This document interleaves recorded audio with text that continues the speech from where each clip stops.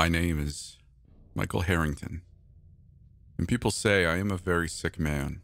This is the last opportunity available for me to tell my story. I just hope my lawyer will not dismiss what I have to say and throw it in the garbage. Every word is the absolute truth of what occurred this month. This will be the very same story I will tell in the court of law, and I hope that it is retold, unedited, word for word, to anyone who will give it the time. I write this not to justify myself or my actions, but for anyone trying to understand more of what I never could. What feels like a lifetime ago began just last month, September 14th, 2017. I sat across from my wife, Kelly. She had been glaring at me since I got home from work. Her emerald eyes, puffy and red, threatening tears at any moment. She was clenching her coffee mug so hard that her nails scratched thin lines into the picture painted on the side of the cup. A sunset with the word Hawaii written above it. "Damn it, Michael!" she snapped and broke that evening's silence. Those green eyes flipped the switch from an empty stare that went right through me into eyes that burned with rage. "You actually don't give a damn, do you? You would sit here and drink coffee all night, not say a word to anyone, and you would be perfectly content with that, wouldn't you? You just don't care about any of this." "You know that isn't true, Kel," I said, staring into the blackness of my own cold coffee. I knew her moods and what right moves to make. It was best to keep calm and not feed into it myself. But given the situation, I would only last so long. It would only be so long before she said something that made me flip that same switch. She chuckled. "Isn't true? The only thing that isn't true is when you say that you care about this family. When you say that you care about anything or anyone but yourself," she scoffed. I remained silent, remained with my head down, staring into nothingness. I considered walking out of the kitchen, but she would only follow me.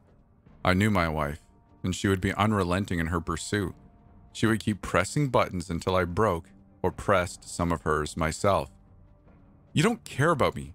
You don't give a single damn. Look at you. You could care less about any of this. All you care about is when baseball season starts." "You make me sick." "Kelly," I growled, glaring up at her for the first time that evening. "I knew it. You wouldn't say a word if I didn't insult your pride. That's all any of this is to you. That's all you care about. Yourself." We all deal with stress or grief in our own ways. I tend to be the more silent, brooding type. Kelly likes to lash out at everyone around her, especially the ones who say they are trying to help.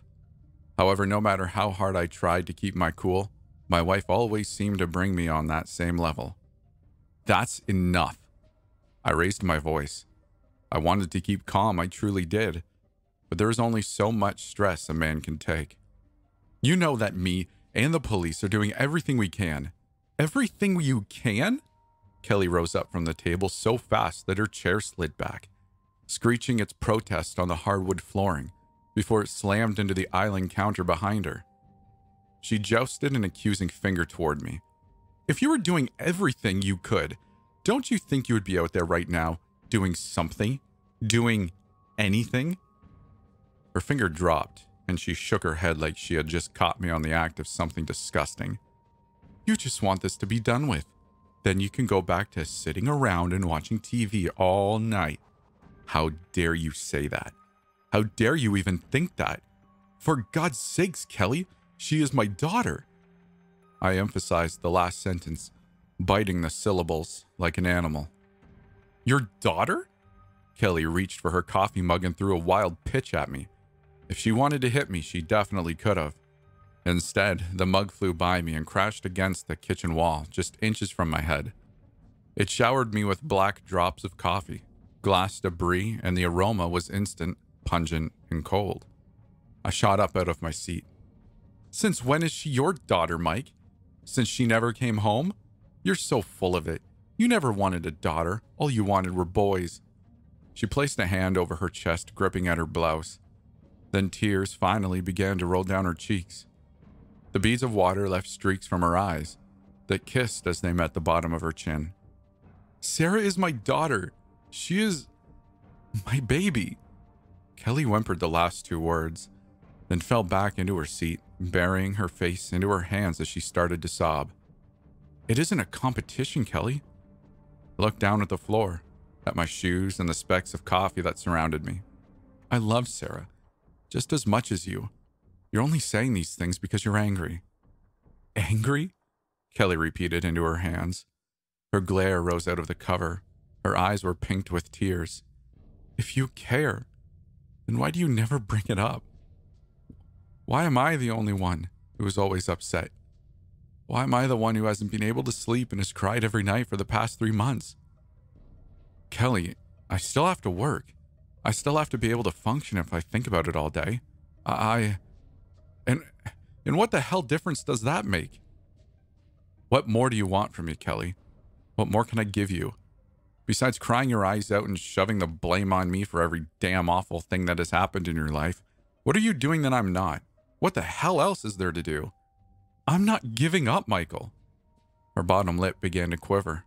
You say 3 months like it's too long, like you've given up. You say it like you think our little girl is dead.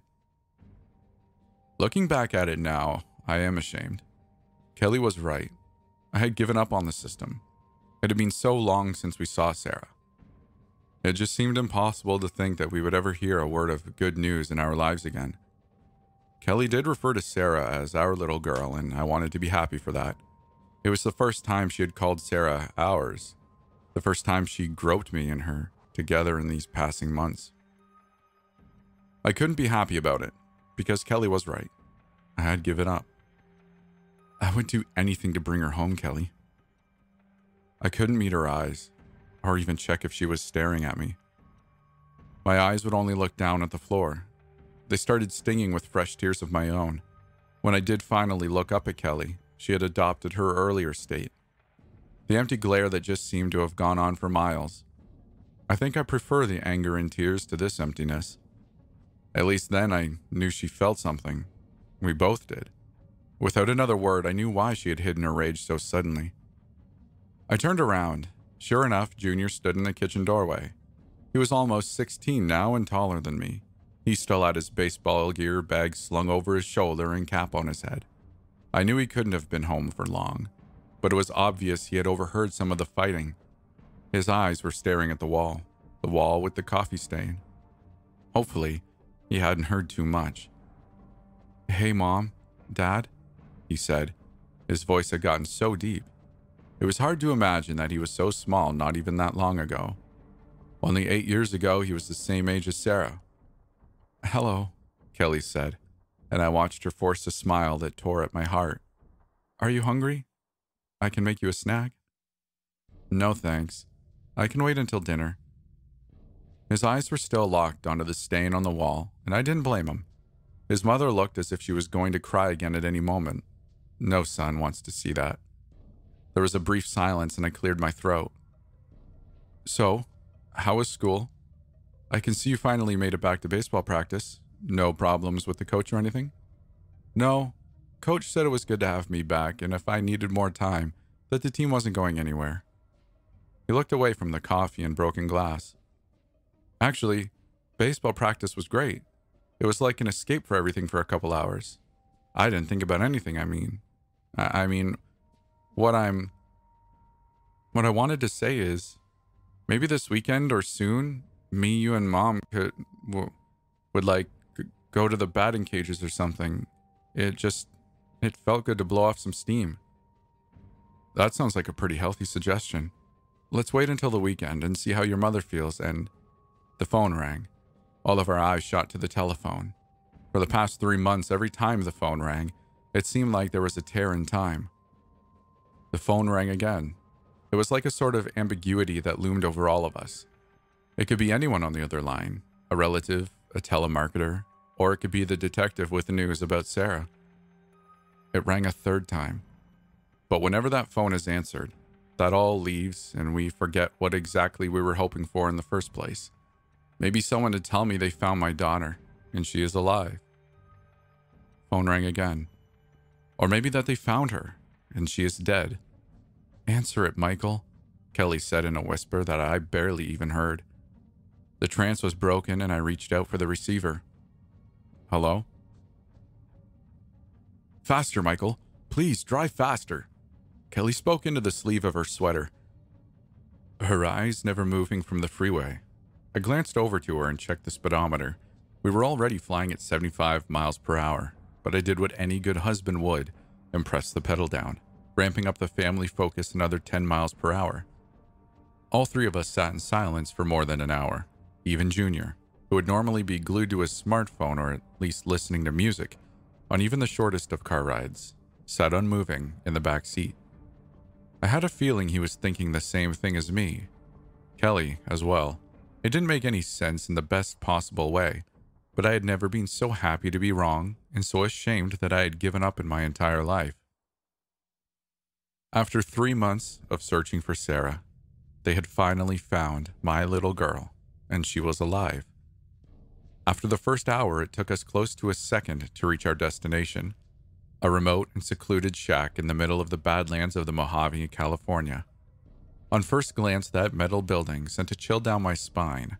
It looked like something right out of a horror movie, and not just any old R-rated flick, like the butchering hut in those movies that never make it to the theaters, like one of those foreign B-list god-awful gore fests.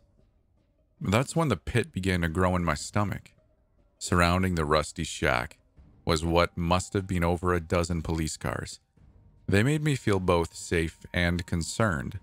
That concern just continued to grow as we parked next to another dozen or so civilian vehicles. When I had spoken to the detective on the phone, he made no mention of any other kids or families. All I was told was that they had found my daughter and where we would have to go to get her. As soon as the tires came to a stop, Kelly was out of the car. She didn't even close the door and ran straight for the nearest policeman, which happened to be a man not far from where we parked. An officer that was smoking a cigarette next to a barrier of yellow caution tape. "Stay here for now, Junior. I'll be right back. As soon as I figure out what is going on." I looked over my shoulder at him and he nodded. Then I unbuckled my seatbelt and started toward my wife.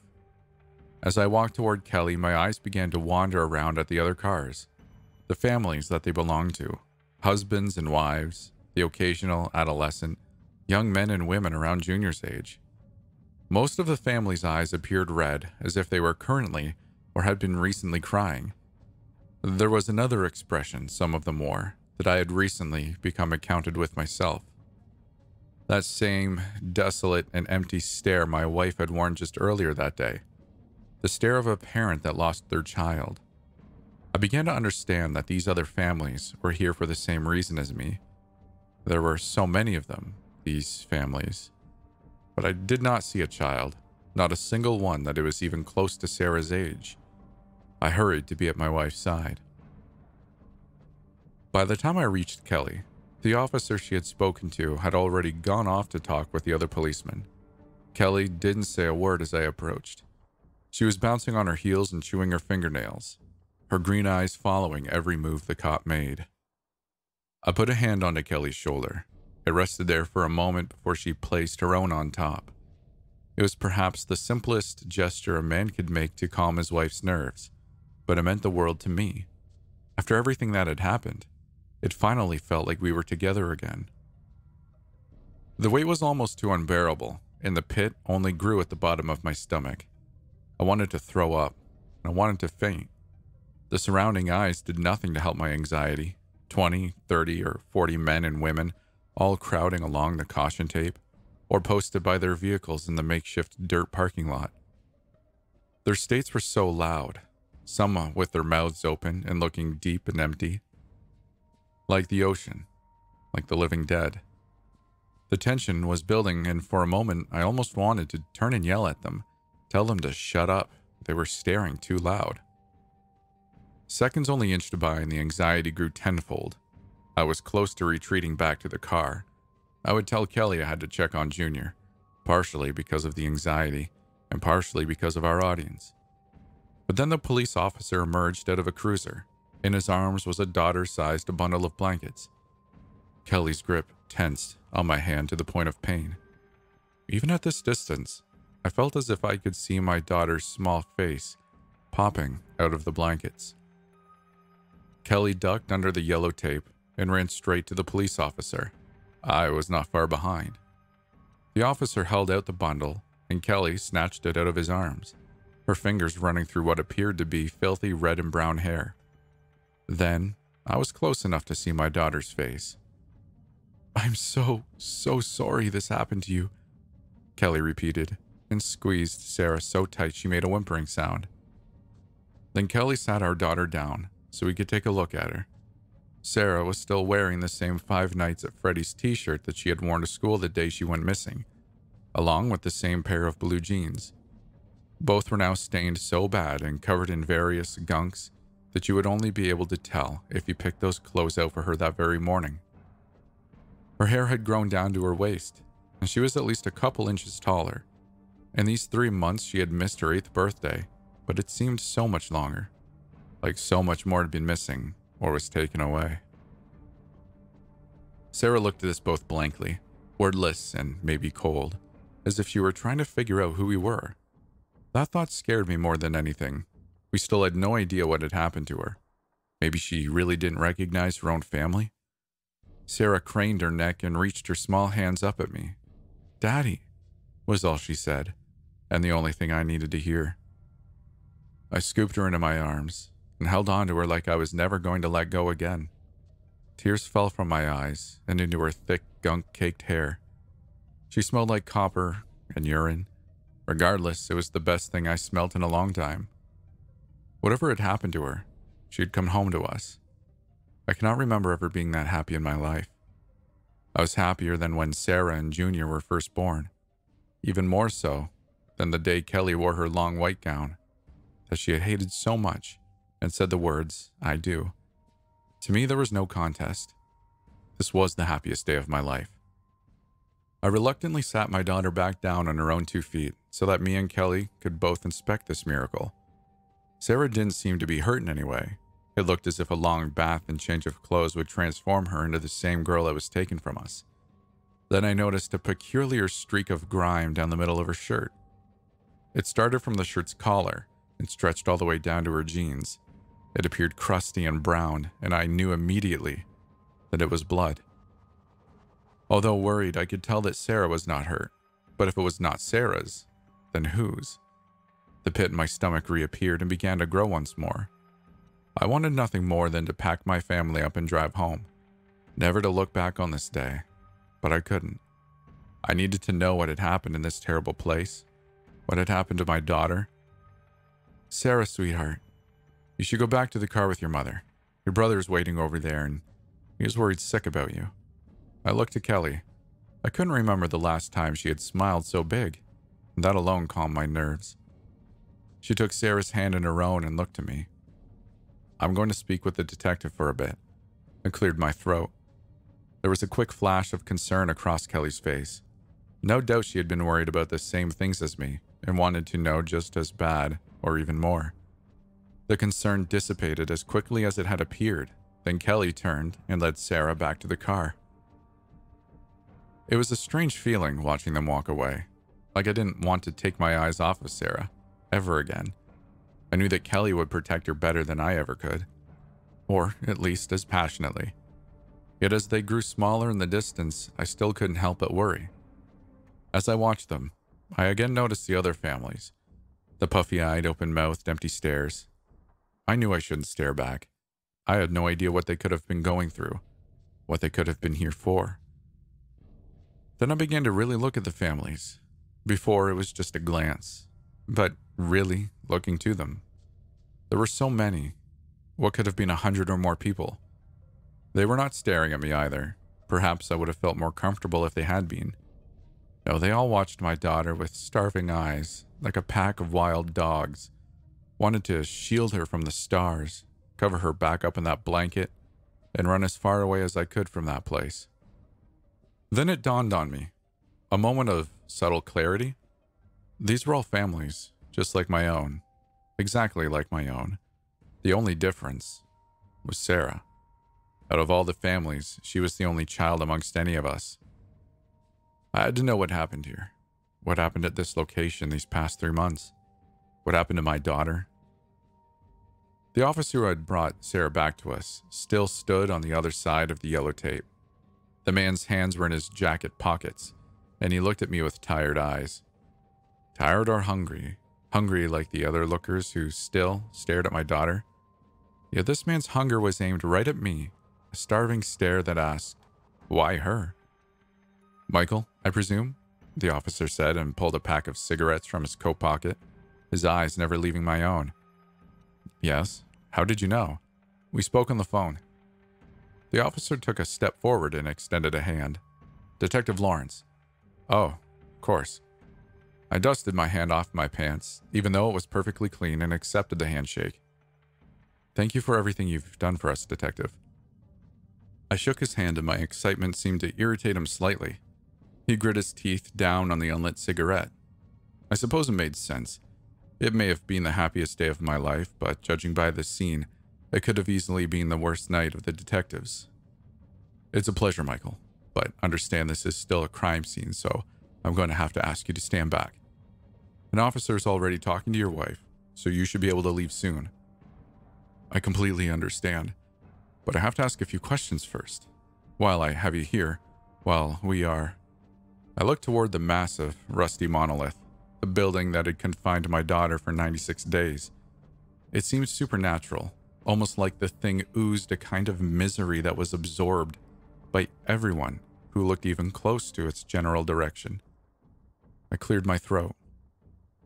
While we're here, officer, there are things. I need to know what happened to my daughter. The officer sized me up, starting from my shoes and meeting me back at my eyes. He pulled a matchbook from his pocket and struck one.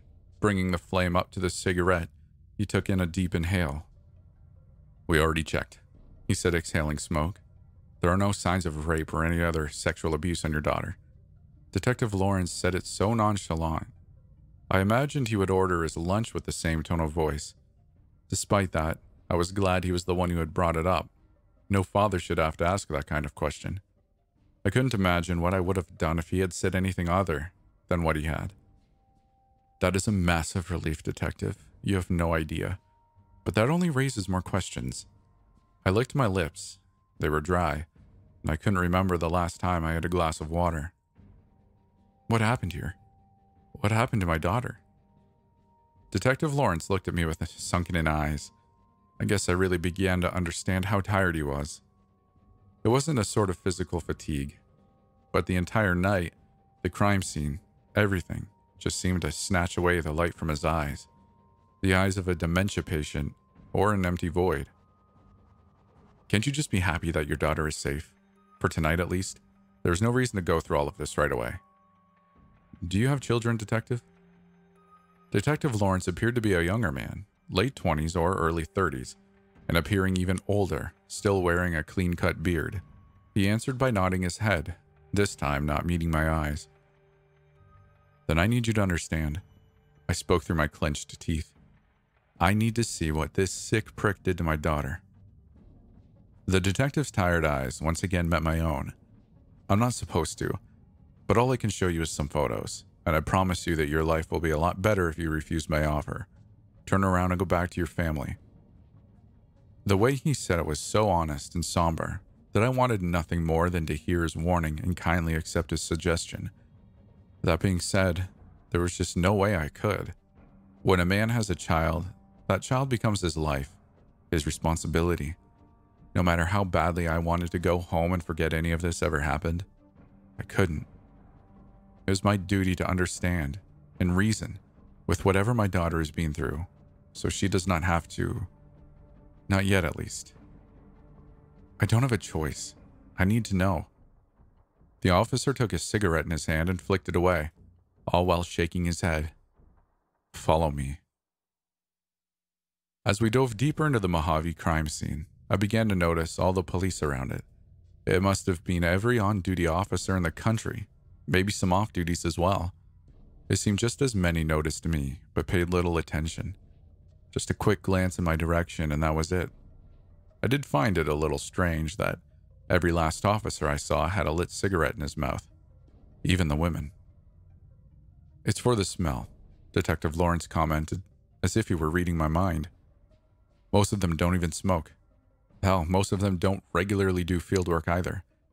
We had to call in everyone for this nightmare, but the cigarettes, it's for the smell. Totally understandable. I'd take the smell of cancer over that rotting stench any day. You shouldn't have to worry about it yourself, though. No way I'd let you get that close. I wasn't really sure if the officer was trying to scare me, but if that was his intention, it was working. The entire scene was something out of a nightmare, just as he said. Much was blocked off, but I could see the officers carrying body bags out of the building, as well as some vomiting in the distance. My anxiety began to worsen. It definitely would have been a lot easier to just go over what happened in a report or over a phone call. But nevertheless, I swallowed a lump in my throat and pressed on to the police cruiser Lawrence was leading me to. There was another cop leaning against the police cruiser with his head buried in his arms. Beneath him was a fresh pile of vomit. Lawrence put his hand on the hood of the car, and the man looked up to him and then to me.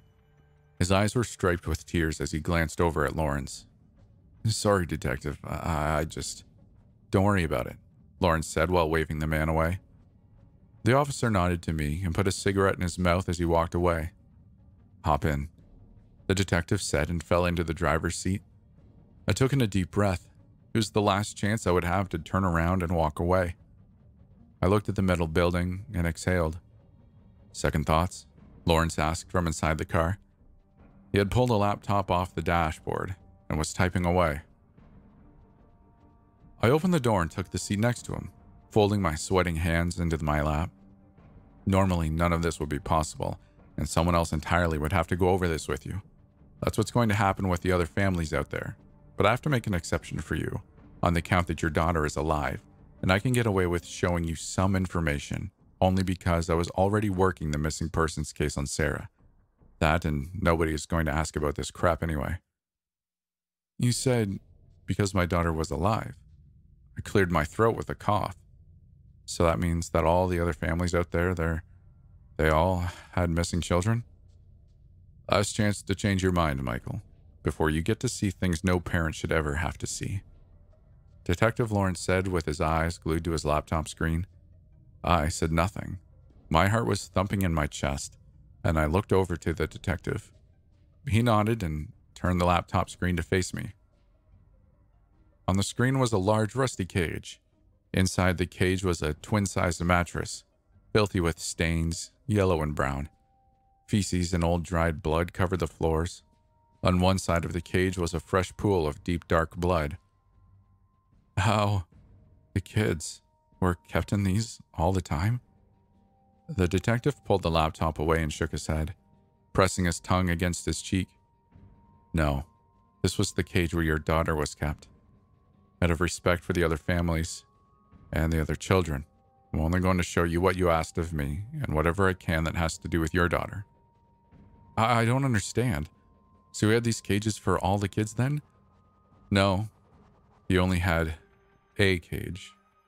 The detective's eyes met my own. For your daughter. The other kids, they were kept in a similar cage. A little smaller, actually. All of them crammed in there like... You know those factory farms videos with all the chickens in one cage? Their arms and legs sticking out? It was like that. 33 other kids. Wait. 33 kids? Children, and Sarah was the only one who lived? Not a question. I had so many questions, but they only made me more confused. Actually, confused didn't even begin to describe how I felt. Then the detective looked at me with the same eyes he had when I first approached him. That hungry look that the other families looked at me with. Why her? Except it wasn't the same. It didn't look accusing, as I had thought it seemed. More like a person looks at an unfortunate soul or homeless person. Like he felt sorry for me. Please tell me somebody put a bullet in this sick guy who did this. Please tell me he's dead. Detective Lawrence was typing into his laptop, staring at another photo. Or rather, staring through it. Well, at least tell me he's going to rot forever. If he isn't dead, he isn't going to ever see the light of day again, right? Lawrence's finger stopped moving, and he stared blankly into the laptop. As of right now, he is not in our custody. Not yet. When we showed up to the crime scene, he was long gone. The only reason we even found this location was because of an anonymous phone call, one that I believe the suspect made. My head was spinning, and I rubbed at my brow. I wasn't sure if I was going to be sick or lose my cool and start screaming at the top of my lungs. I still held on to my sanity, for now, but I wasn't sure for how much longer. He called you out here, the man who imprisoned my daughter and murdered 33 kids. Wanted you to see it.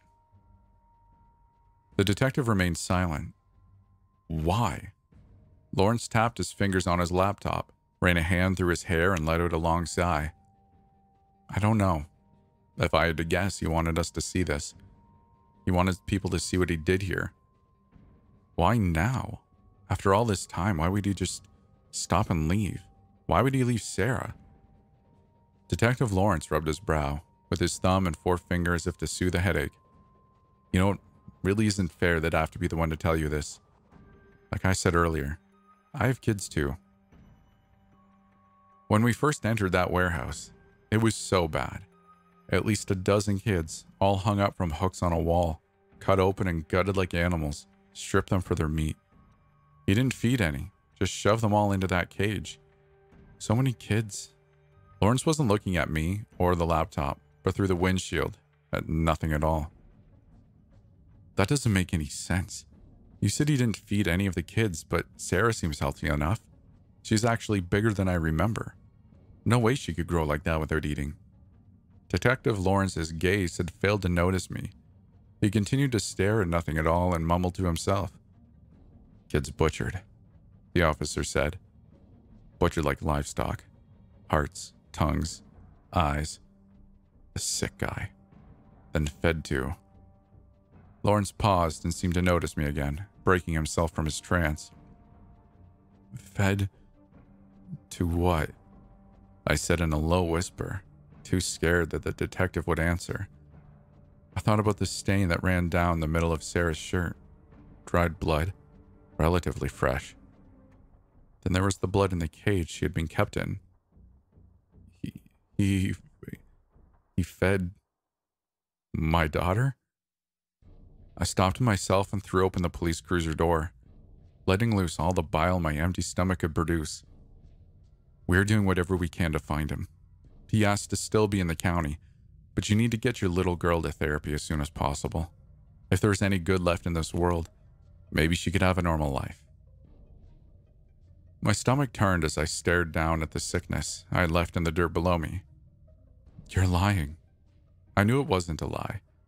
How could it be? Why would anyone lie about such an awful thing?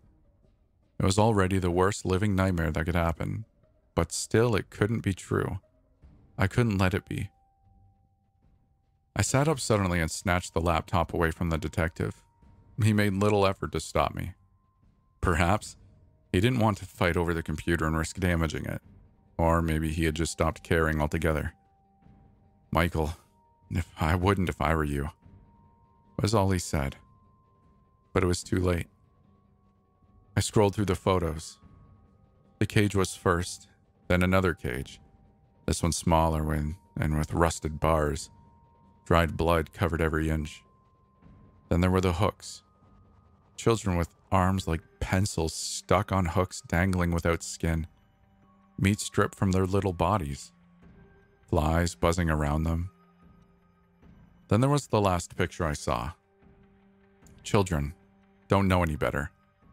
Hell, if anyone was starved to the point of losing their own minds, they would eat anything they were given. Starvation is a terrible thing. The body eating itself, anything would be better than that. Even then, it was still hard to believe that the little girl in the final picture, with fresh blood on her face and covering her hands, was my daughter, my little Sarah. Upon returning home, I was expecting to take the first 2 weeks off from work. I wanted to set up a plan for Sarah to get her into therapy as soon as possible. I had never expected anything to be normal after what she had been through. I wanted her to get any kind of help she could. as soon as she could, but Kelly wouldn't hear any of it. I really couldn't blame her, especially the way things began to turn out. It was better than we could have hoped for, better than I could have imagined, to be honest. Sarah was normal, for a lack of a better or more accurate term. It truly did seem like nothing was wrong with Sarah at all. It was like she never even left. She played with the same toys, drew the same pictures, and wanted to watch the same cartoons. I had read about children suppressing terrible memories when they were young, but I wondered for how long. How long until little Sarah would remember the horrors she had lived through. After the first week, I decided to go back to work. Kelly stayed home with Sarah and was even talking about putting her back into school. I didn't see any reason why I should stay away from the office. We were even picking the pieces of our relationship back up. The only fight we had since Sarah came home was when I brought up the idea of therapy. Kelly had shut that down. I never told her what Sarah went through in that desert hellhole. I just couldn't, and I didn't see any reason for her to hear it. We had been under so much stress in the time Sarah was taken from us. Our relationship was on the brink, and I was so scared Kelly would never be happy again. If I did tell her, I feared it would consume her. Regardless, she was happy, and she never asked, so I never told. After the second week of Sarah being home, Detective Lawrence called to check in and to tell me that they still haven't captured that human piece of garbage responsible for my family's turmoil. I wasn't sure if I wanted him to call again, even if they did find him. I just wanted to forget. Life was going back to normal, and it all seemed like everything was going to be all right. After all the awful imagining while Sarah was gone, then bearing witness to the worst reality. Despite that, it really did seem like everything was going to be okay. That was until week 3, when Junior came to me in my office. "Hey, Dad, can we talk about something?" It wasn't a very busy day for me. I was just emptying out my email, so I was happy for the company. "Of course, boss. What's up?" Junior started to smile, but it flatlined as he failed to meet my eyes. Instead, he looked down at his feet. "It's about Sarah. I'm really worried about her." I leaned back in my chair, putting my hands behind my head and studying the plain white ceiling. I took my time at a few deep breaths before reapplying. I knew this conversation would occur eventually, but still wasn't sure how to prepare myself. "I know, son. We all are. I spoke to your mother about looking into therapy, but she wants to wait. I think it's for the best as well. Just look at Sarah. You have to admit that she fell right back into place as soon as she came home." Junior looked behind himself and quickly turned back to me. He spoke with an urgency that I was unfamiliar with. Junior was by no means a slow kid. Actually, pretty sharp if you ask me. But he seemed anxious about something. Call it father's intuition. "If you could, would you talk to Mom again about the therapy thing for her? Sarah is really starting to freak me out." I leaned forward in my chair. After getting a closer look at Junior's face, I could tell he had not been sleeping. His lips seemed to be peeling, and he had dark circles around his eyes. I tilted my head, looking into his eyes for a clue. His composure began to affect me as well, and I began to nervously bounce my knee up and down. "What possible reason could you have to be afraid of your little sister? Did she say something to you?" "She doesn't sleep, Dad," Junior snapped. "Never, not even for a minute. She makes it look like she does. When Mom cuddles up with her and she has her eyes closed, she's faking it. She fakes it every single night. Her eyes are closed, but I swear to you she isn't sleeping." "Now I can't sleep because of it, Dad. Every night while you and Mom sleep. Ever since Mom started leaving Sarah alone at night. She walks down the hallway and goes outside. I have pictures of it." He held up his phone, and I raised my hand, showing that I didn't need to see. A silence followed as I folded my hands on top of my desk. Taking in a deep breath, I shook my head. "Have you seen where she goes?" "No." Junior shook his head and wet his lips. "I've been too creeped out to follow. Like, seriously creeped out. It's the way she walks. Like a blind person, but she knows exactly where she's going." I nodded and let out a sigh. still shaking my head without even knowing it. "Thanks for telling me, boss." I stood up and went to hug him. "Wait, so you believe me?" he said into my shoulder before hugging me back. "Of course I do, son." I released my grip and then returned to my office chair. "So what are you going to do then?" I shrugged and scratched my head. "I guess I'll have to keep my eyes peeled from now on." The day dragged into the evening, and after dinner, I locked myself back up into my office. Kelly came to see me around 10 o'clock and asked if I was coming to bed. I made an excuse about having more work, but she seemed persistent. You overwork yourself, Mike," she said with a tired smile, then walked around my desk and began to rub my shoulders. "I think you should come to bed with me. Work isn't going anywhere. Come on. You deserve the rest." I covered her hand with my own and stared up at her. "I won't be late. Just a few more things I have to look into. All right, Kels?" She rolled her eyes and gave me a kiss on the lips. "I guess one of us has to work then, huh? Just don't stay up too late, all right?" I nodded, and before she exited the room, Kelly looked at me one more time. "I love you, Michael. And I love you too, Kelly. More than anything." By the time midnight rolled in, I was waiting on the side of my house, looking so suspicious that I feared if my neighbors saw me, that they would call the police. I looked and felt like a stereotypical home invader wearing a gray hoodie and with a cigarette hanging out of my lips. I had quit 9 years ago, and only the deepest of anxieties would bring back the bad habit. This particular pack I had purchased the same week that Sarah returned to us. Midnight was becoming 1 o'clock, and I began to wonder about what Junior had told me. The last time he lied to me, he was probably too young to remember, and I could easily guess if he was in fact lying about anything. I was his father, after all. Still, it just seemed so odd. How could a little girl be up this late at night, and what on earth would she be doing outside? Regardless, if I was up much later, I would have to call out to work tomorrow. I licked the tips of my fingers and extinguished my cancer stick. Then I considered retiring for the night as I threw the butt into the neighbor's bushes. It made me feel like a punk kid again, being out so late and smoking a stogie. Back to simpler times without children or wives. But those times were over now, and I had to get some rest before work in the morning. I didn't think Junior was lying, but I was considering maybe I would have him checked up along with Sarah. He had been through just as much as the rest of us and could be suffering from delusions, night terrors. I'd have to talk to him more after work. I took a step towards my front door, and that's when I heard the front door creak open. I pressed myself up against the wall, and I could feel my heart beating in my chest. I couldn't believe that this was actually happening. I peered out of the corner of my eyes, and that's when I saw Sarah. The father in me wanted to rush to her side and snatch her by the arm. "Do you have any idea how much trouble you're in, young lady?" Or something along those lines. March her upstairs and let Kelly tear into her. It would have been nice. It would have been normal. Things had not been normal for months, not since Sarah was taken from me. I watched her walk up the street and then to the top of the hill that overlooked the cul-de-sac. She was atop the hill for just a moment, and then she was out of sight. I hurried along the sidewalk, keeping as silent as I could, worried and a little scared. When I got to the top of the hill, I scanned the streets. There was no trace of Sarah. For some reason, I thought about the man who had taken her. The man who no one has ever seen. The one who was still free. There was a sinking feeling that started in my chest and then fell down into the pit of my stomach. Before my imagination could take it any further, there was a crashing sound in the backyard next to me.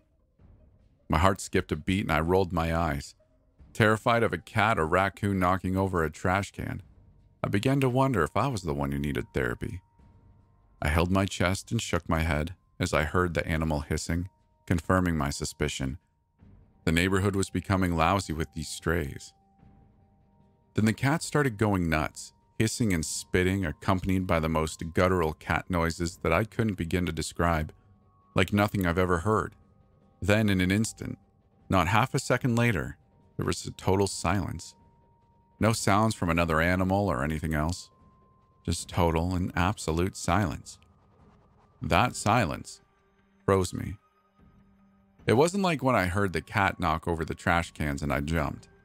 This wasn't that kind of fear. That silence triggered something deep within my DNA, a fear as old as man itself, the fear that kept humanity alive. My instincts told me that the silence was not normal, and I should run and hide. But I couldn't. Common sense told me otherwise. I would look over my neighbor's fence, and I would either see the cat now silent, dead in the hands of a predator, or I would see nothing at all. Nothing to be afraid of, and I would call myself crazy. I took a step forward and stood on my toes. Stretching my back and neck, I peered over the fence. The first figure I made out was Sarah. She was holding a cat up into the air, but not with her hands. Not with those little hands that barely filled the palms of her father's. There was a third hand. Her small forehead was pulled so far back that it almost looked level with her neck. A long gray arm stretched from deep inside of her and exited through her maw, wrapping long fingers around the freshly killed feline's head. The arm was the same color as stone, and instead of fingernails, long white hair shot from the tips of its bony fingers, wrapping themselves around and squeezing the entire cat's body into a tight cocoon. The arm slowly retracted back down Sarah's throat. As the cocoon entered her throat, began to bulge outward, bubbling up like a grotesque frog. There was a wet grunt, and the arm disappeared hidden deep within Sarah. Upon reflecting back to that night, I would say I felt cold and sick, sicker than I have ever felt before. The fear that found itself into my conscious mind was like nothing I could ever imagine. I think at one point I went into shock. I don't remember returning home after that. I only remember entering my study door and locking it behind me, and spending the rest of that night watching the door with eyes more open than ever before, and Junior's baseball bat in my hands.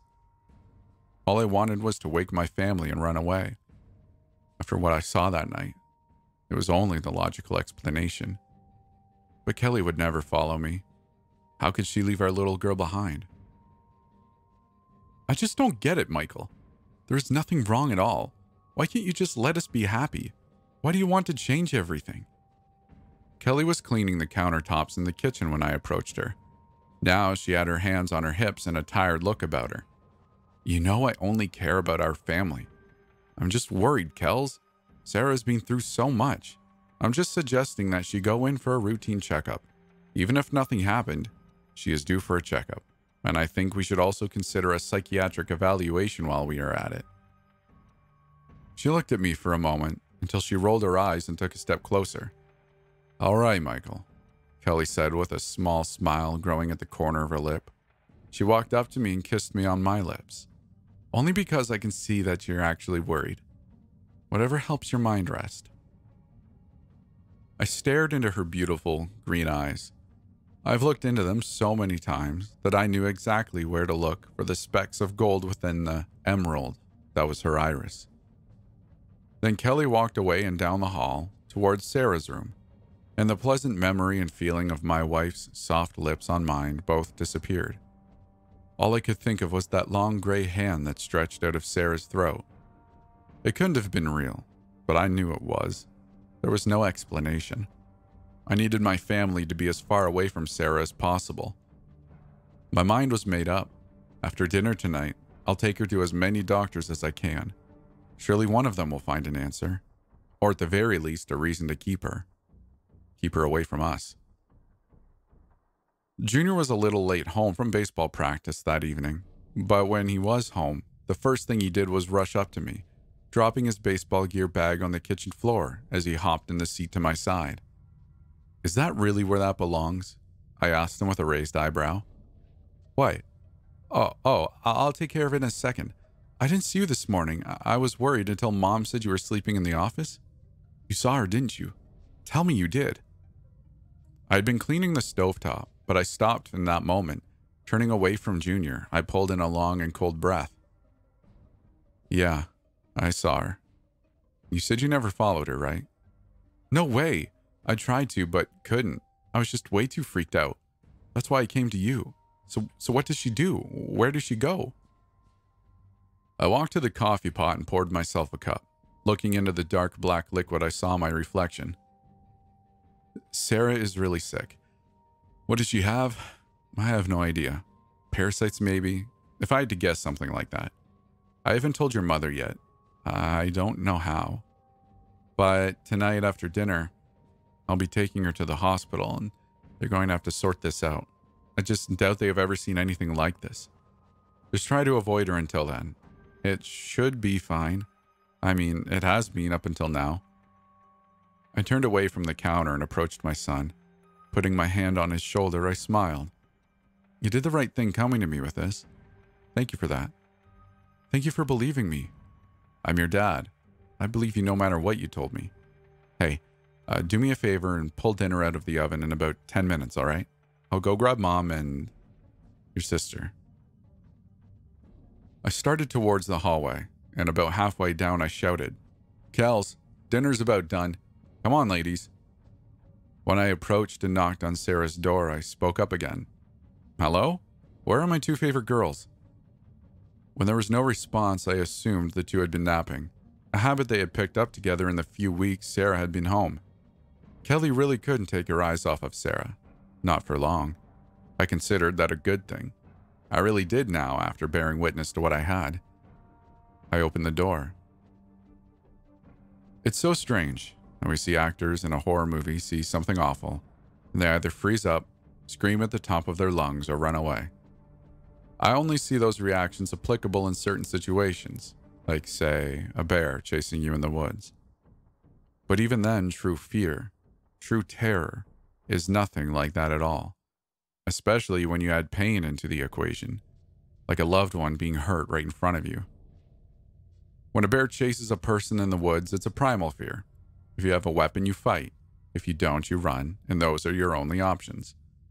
When it isn't that simple form of animalistic fear, whenever it's emotional fear, you freeze up. Whenever I saw Kelly on the floor with her eyes scooped out of her skull and her mouth stretched, open wide, blood flowing down her chin and unto her favorite white blouse, her arms and legs spread eagle upon a pond of her own blood, her chest cavity ripped open wide and organ meat scooped from her insides. When I saw that, there was no initial reaction. There was no blood-curdling scream. In that situation, the only way I can think about describing what happened is oblivion. I was crying, I know. Not tears running down my face or anything like that. The ugliest cry I could think of. Snot and tears and spitting as I reached for my wife's body, but then retreating my hand back, trying to make sense of what happened. Trying to make sense of anything. Then there was the pain, an indescribable feeling, a crushing pain that still presses upon my chest at this very moment.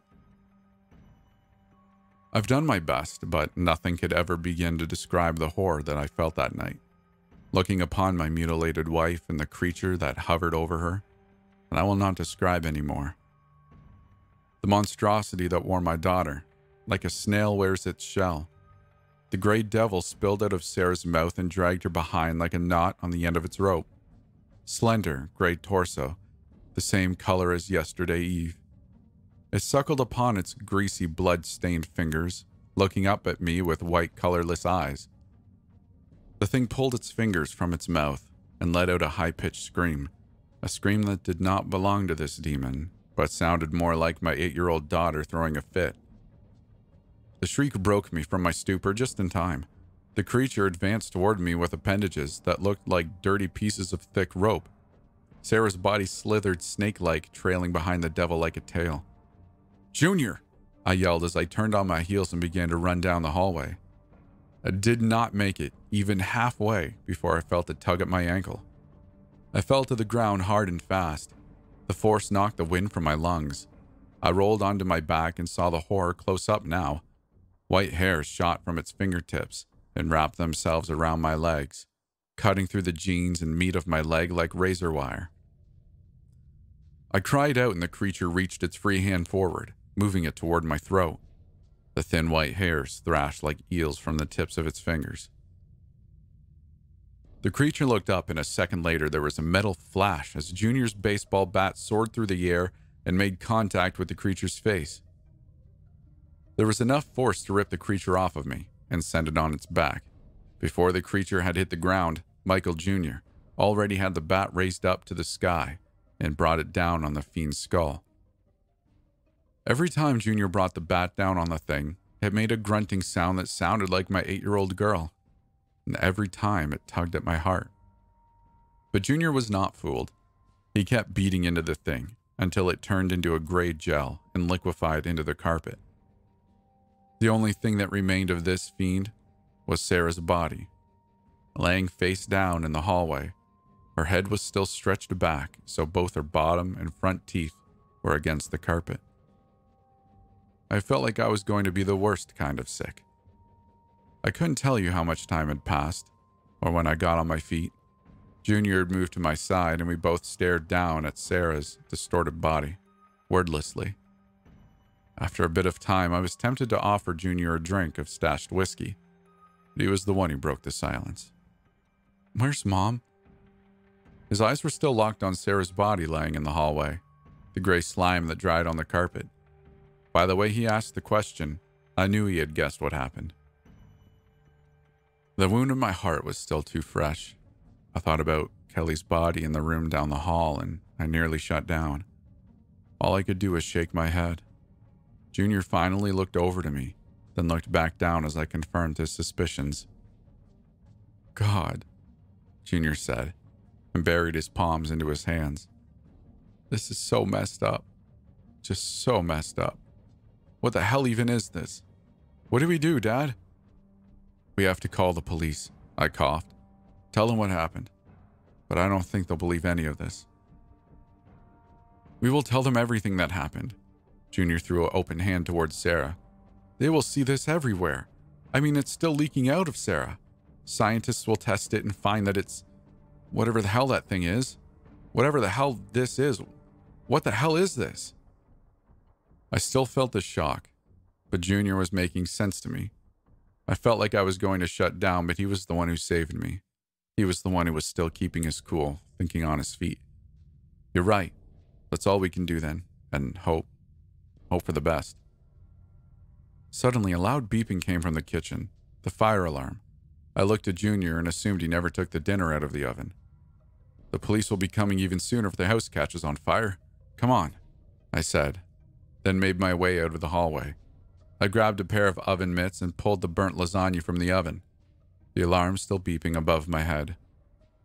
I stared into the burnt pan, filled with red and black goop, a disgusting and unappetizing burnt smell stretching out of the meal. The last meal Kelly would ever make.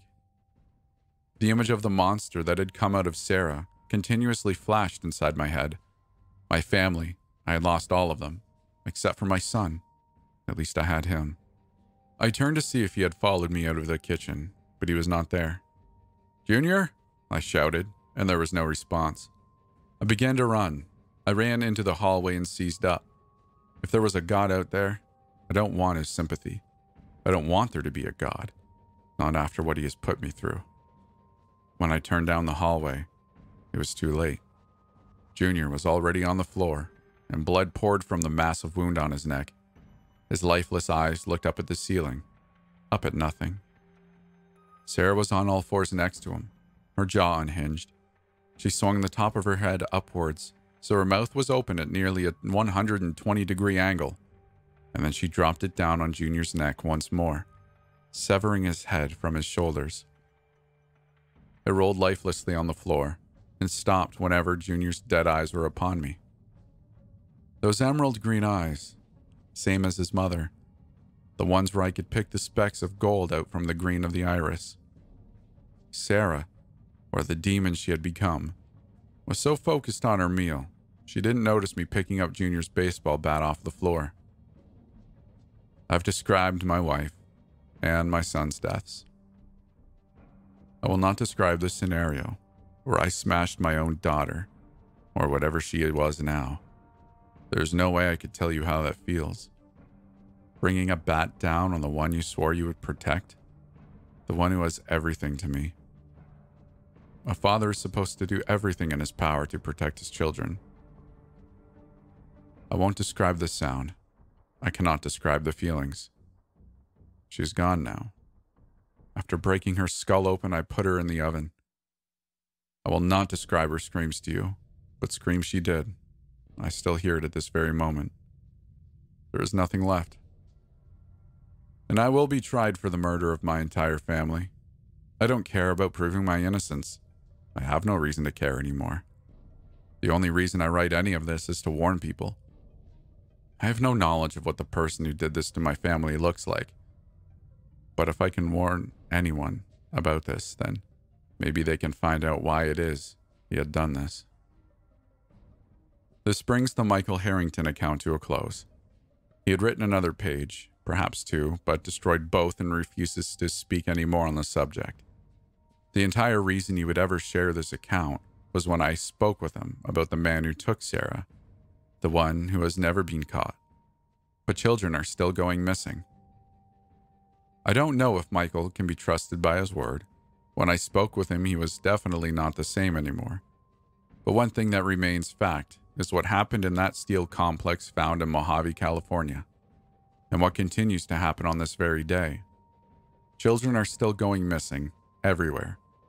We have reason to believe at this point that there could be multiple child snatchers. We do not know their motivation.